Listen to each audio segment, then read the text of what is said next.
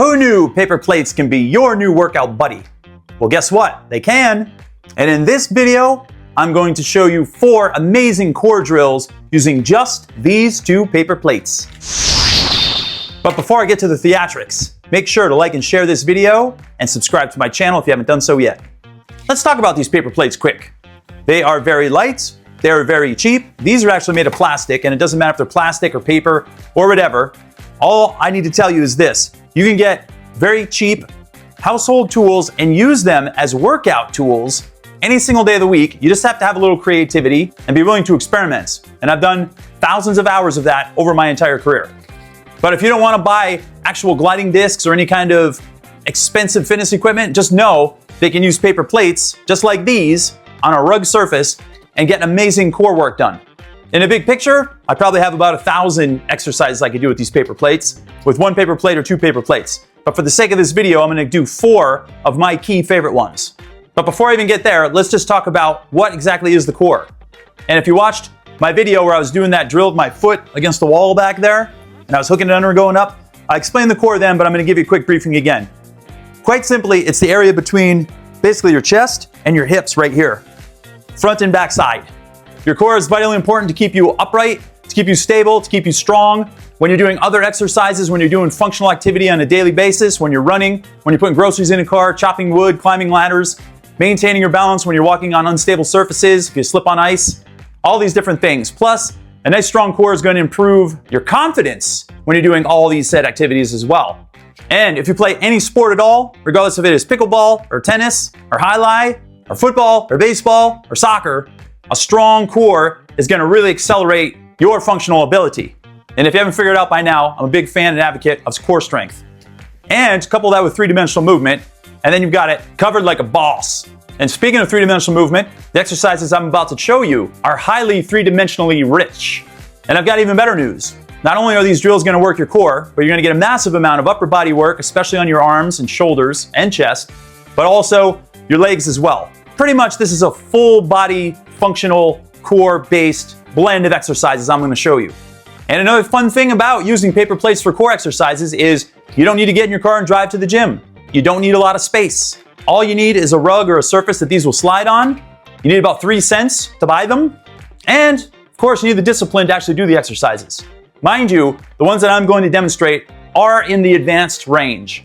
It doesn't mean you can't do them if you're not advanced. It means you're going to have to work your way up to them. And believe me when I tell you, there are a ton of very entry-level beginner exercises you can do with these paper plates as well. But for the sake of this video, I'm going to show you 4 of my personal favorite amazing core exercises. All that being said, let's get down to the sweat equity.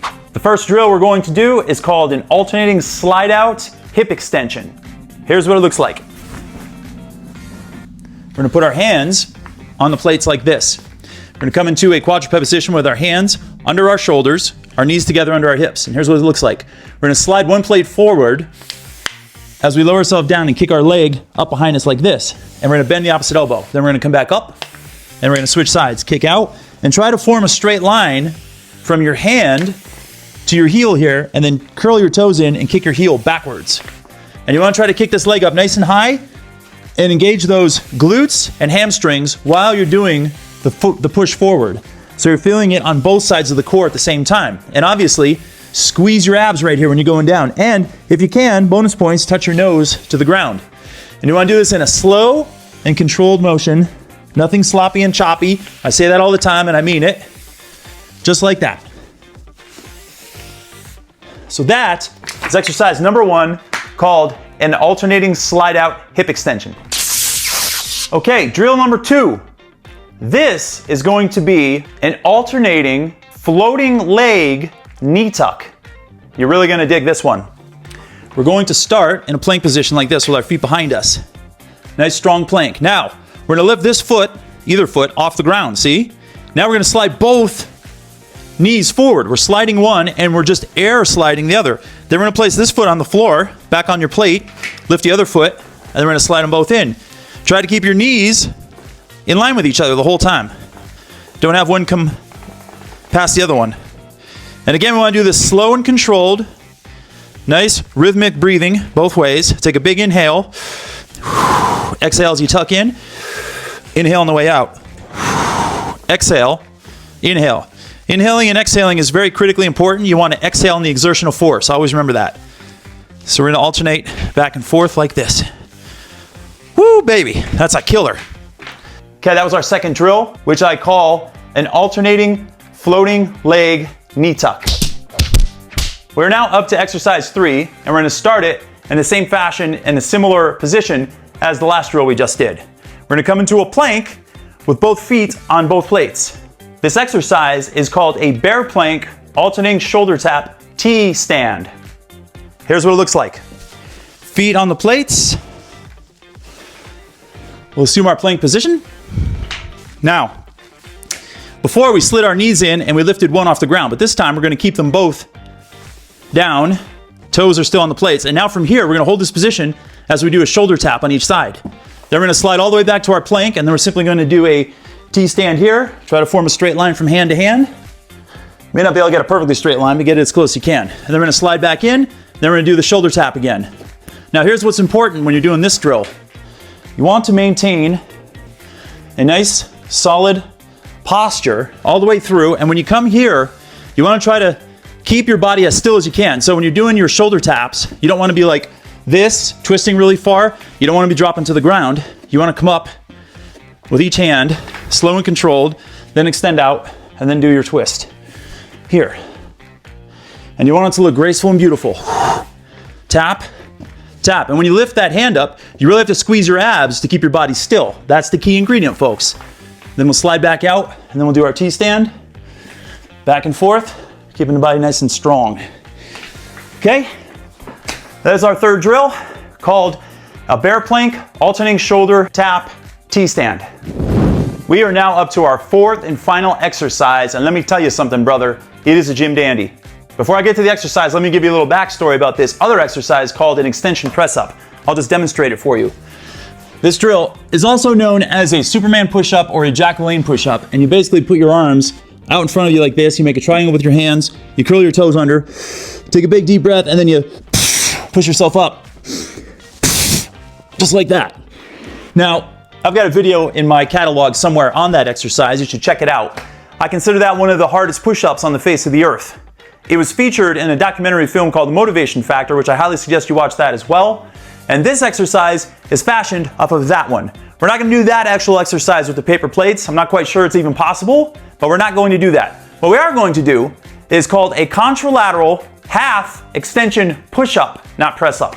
And here's what it looks like. We're going to put one hand on a plate and one foot on a plate. Contralateral means opposite limbs. So that's the contralateral part right here. Right hand is on the plate, left foot is on the plate behind me. Now, you can extend this leg backwards, keep this hand under your shoulder. And the harder version is doing this with your knee off the ground the whole time. And I'll show you the easier version, which would be putting your knee down on the ground. So here's what it looks like. Knee comes up, and we're simply going to push opposing limbs out, and then tuck them right back in, and then push them back out, and then bring them back in. I'll show you this side too, so you can see both sides of my body working. Okay, this leg goes back, knee is off the ground. I'm gonna push out, tuck it in, push out, tuck it in. Now, if you want the easier version, you can simply drop your knee in between each rep. So you're gonna slide out, come in, take a quick rest. Slide out, tuck in, take a quick rest. There you have it for that drill. So you can do the fully leaded version or you can do the modified version. It's completely up to you. But that is exercise number 4. Whew! My golly. Whew! That was fun, wasn't it? Holy crap. Maybe you're breaking a sweat right now if you tried that along with me. And maybe you have some additional questions. And if you do have additional questions, I always welcome you to drop them in the comment box below, because I really like to find out where you're at mentally and physically and where your level of physical literacy is at. Were these very hard? Were these very challenging? Do you need something more spicy? Do you need something less spicy? I welcome all of your feedback. To summarize this entire video, just know you do not have to spend hundreds of thousands of dollars to get in shape, to get a good core workout, and to see your fitness journey through to fruition. You just have to be a little bit creative, find cool things to do like paper plate exercises, and do them on a regular basis. Remember, discipline trumps everything. My suggestion is to work your core maybe 2 to 3 times a week, alternating days is usually the best option. Start out with low reps and high sets, and then work your way up to high reps and high sets. For example, those 4 drills I just demonstrated, aim for maybe 5 to 8 reps per side of the body, or total if your arms and legs are both working at the same time. And then slowly increase the reps over time as you get in better shape. Aim for maybe 3 sets in the beginning, and then go to like 5 sets and work your way up to maybe 8 sets, or even 10. Rest in between exercises as long as you need, and if you want to do them in a superset, that's totally fine, but just be careful when your hands are on the ground for a long period of time. I don't normally do programming like that, where you go one exercise after the other.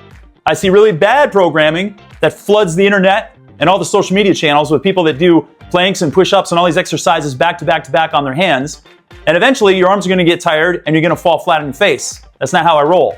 It's fine to do 2 or 3 exercises in a row, or even 4, on your hands, but just make sure to rest adequately between each drill so you don't risk smashing your face to a pulp. Okay, that's a wrap for me. Once again, let me know if you have any questions or comments. Make sure to like and share this video and subscribe to my channel if you haven't done so yet. And also hit that little bell indicator so you're always informed when I drop a new video. Until next time, this is Kevin David Rail reporting live.